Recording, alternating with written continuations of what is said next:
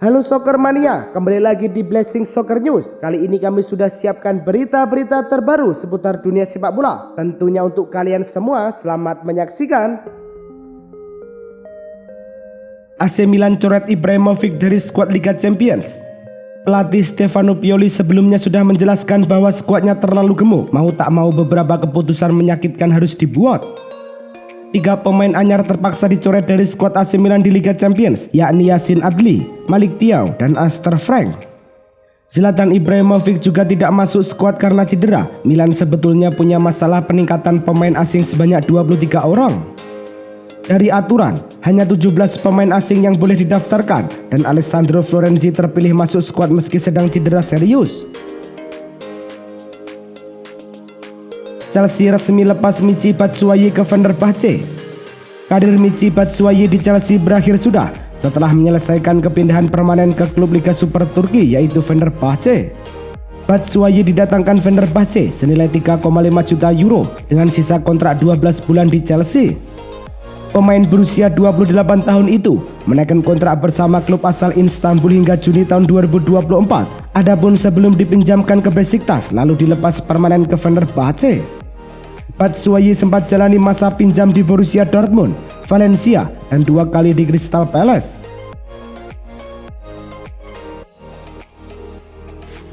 Frank Kessie bantu yakinkan Sergiño Dest gabung AC Milan. AC Milan mendatangkan pemain bertahan Barcelona yaitu Sergiño Dest jelang akhir bursa transfer musim panas tahun 2022. Mantan pemain Ajax Amsterdam itu datang dengan status pinjaman. Milan bisa menebus Dest dengan angka 20 juta euro. Dest mengisahkan bagaimana dirinya bisa pindah ke Rossoneri. Ia mengaku tidak banyak berpikir ketika mendapatkan tawaran Milan. Selain itu, Dest juga mendapatkan masukan dari Frank Kessie. Pemain asal Pantai Gading itu mengungkapkan banyak hal positif dari Rossoneri. Arteta singgung uang saat bicara performa MU. Manchester United menghabiskan 214 juta pound sterling di bursa transfer musim panas tahun ini. Jumlah itu terbanyak kedua setelah Chelsea 251 juta pound sterling. Arsenal justru ada di urutan ke-9 dengan menghabiskan uang belanja sebesar 116 juta pound sterling. Arteta lantas tak heran kalau MU kemudian bisa meningkat dengan meraih 3 kemenangan beruntun setelah kacau di 2 laga awal. Ketika Anda melihat skuad yang mereka miliki dengan sejumlah uang yang mereka habiskan, tidak heran mereka akan memenangkan banyak pertandingan, kata Arteta dari situs resmi Arsenal. Sinyal bagus Juventus, Pogba dan Chiesa masuk daftar Liga Champions. Juventus sudah merilis skuad untuk tampil di Liga Champions musim ini. Menariknya, ada nama Paul Pogba dan Federico Chiesa di sana. Padahal kedua pemain tersebut masih cedera, bahkan sempat diprediksi mereka tidak akan dipanggil pada fase grup.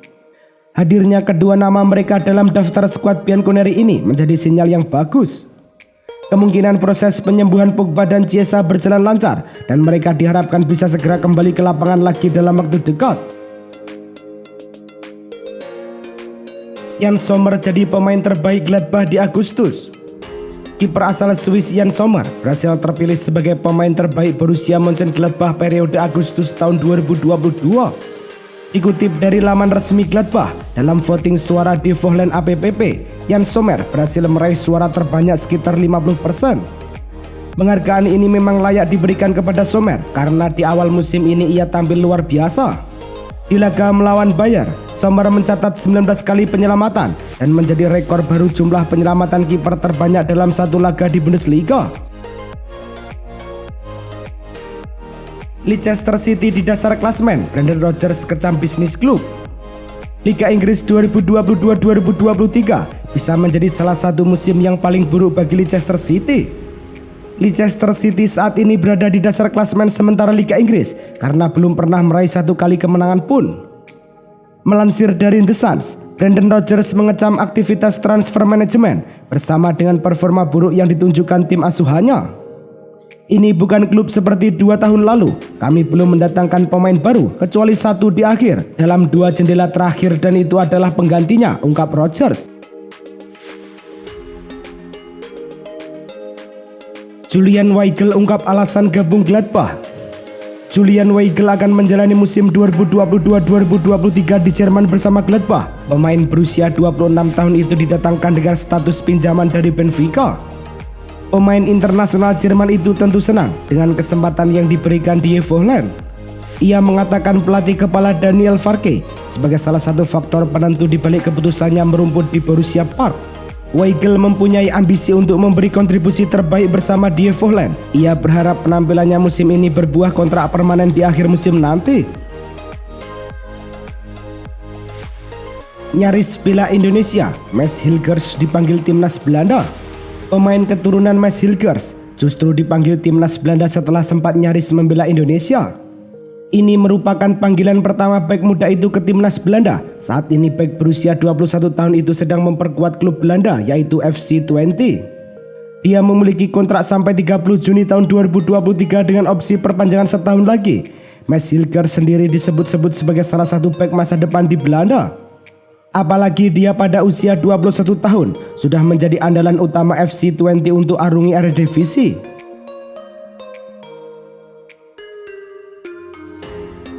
Antonio Conte dukung Eric Dier perkuat kembali timnas Inggris.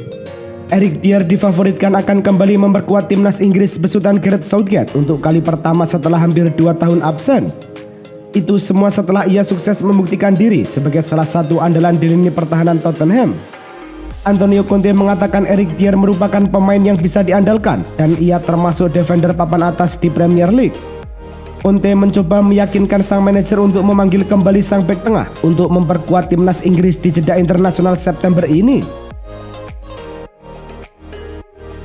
Tak jadi pindah, Keylor Navas harus pasrah jadi sarap Donnarumma di PSG.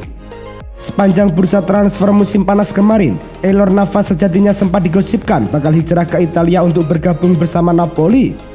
Sayangnya klub berjuluk Il Partenope itu tak pernah datang memberikan tawaran formal kepada PSG. Kegagalan untuk hijrah ke Napoli pun membuat Navas harus puas bertahan di Parc des Princes, setidaknya sampai jendela transfer berikutnya dibuka pada Januari tahun 2023 mendatang. Kiper asal Costa Rica itu kini hanya akan menyandang status sebagai penjaga gawang nomor 2 di PSG. Everton versus Liverpool, tak ada pemenang di derby Merseyside. Everton versus Liverpool berlangsung di Goodison. Liverpool mencoba mengambil kontrol permainan sejak awal. Umpan-umpan pendek dan cepat diperagakan anak asuh Jurgen Klopp. Di sisi lain, Everton mampu melancarkan serangan balik dengan cepat. Everton sempat mencetak gol di menit ke-68 lewat Conor Coady. VAR kemudian melakukan intervensi karena Coady dalam posisi offside saat menuntaskan umpan. Liverpool punya peluang emas di penghujung laga, tapi skor 0-0 bertahan sampai usai. Chelsea versus West Ham, The Blues menangi drama di Stamford Bridge. Chelsea menjamu West Ham United di Stamford Bridge dalam lanjutan Liga Inggris. West Ham malah unggul lebih dulu pada menit ke-62 lewat Michail Antonio. Chelsea menyamakan skor pada menit ke-76. Ben Chilwell mengolongi Lukas Fabianski dan bola masuk dari sudut sempit. Chelsea mendapatkan momentum dan berhasil mencetak gol lain pada menit ke-88. Umpan silang Chilwell dari sisi kiri disambar Kai Havertz. Chelsea menang 2-1 dan naik ke posisi 5 klasemen Liga Inggris dengan 10 poin dari 6 laga. Tottenham Hotspur versus Fulham, The Lilywhits menang 2-1. Pada pertandingan di Tottenham Hotspur Stadium, Tottenham bermain agresif sejak menit awal. Kebuntuan pecah 5 menit jelang jeda setelah Hotspur membuat gol. Tottenham memimpin 1-0 dan bertahan hingga turun minum. Tottenham kemudian mencetak gol kedua di menit ke-75. Kini yang berada di depan gawang dengan cepat menyambar bola rebound. Fulham memangkas ketertinggalan lewat Mitrovic. Umpan Kenny Tete menemui Mitrovic di sisi kiri dan menembak ke gawang. Skor 2-1 bertahan hingga laga usai. Aston Villa dan Manchester City, Haaland dan kawan-kawan ditahan imbang 1-1. Bermain di Villa Park, Manchester City tampil dominan di babak pertama, namun gagal mengonversi peluang yang didapat menjadi gol. Setelah tanpa shot on goal di babak pertama, Haaland memecah kebuntuan di menit ke-50 yang memanfaatkan crossing cantik dari Kevin De Bruyne. Namun satu kelengahan di menit ke-74 membuyarkan harapan tim tamu membawa pulang 3 poin. Leon Bailey melepaskan tembakan keras untuk menjebol gawang Ederson. Skor menjadi imbang 1-1 dan bertahan hingga pertandingan usai. AC Milan versus Inter Milan, drama 5 gol, Rossoneri kalahkan Nerazzurri. Pada pertandingan di San Siro Sabtu malam waktu Indonesia Barat, Inter unggul duluan lewat gol Marcelo Brozovic di menit ke-21. Tidak butuh waktu lama, Milan menyeimbangkan kedudukan, adalah Leao yang mencetak gol usai memaksimalkan umpan terukur. Di babak kedua, laga berjalan makin sulit. Milan berbalik unggul usai Olivier Giroud mencetak gol di menit ke-54. Rafael Leao mencetak gol keduanya di menit ke-60 sekaligus membawa Milan menjauhkan keunggulan jadi 3-1. Edin Dzeko menghidupkan asa Inter di menit ke-67. Sontekan Dzeko di tiang dekat tak kuasa dihalau Maignan. Tidak ada gol tambahan setelah itu, skor 3-2 jadi penghias di laga ini.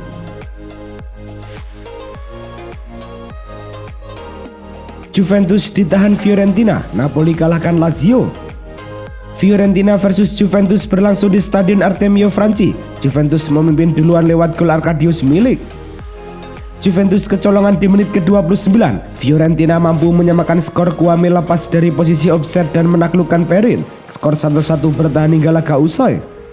Di laga lain Napoli mengalahkan Lazio. Padahal Lazio membuka keunggulan lebih dulu lewat sepakan Mattia Zaccagni di menit ke-4.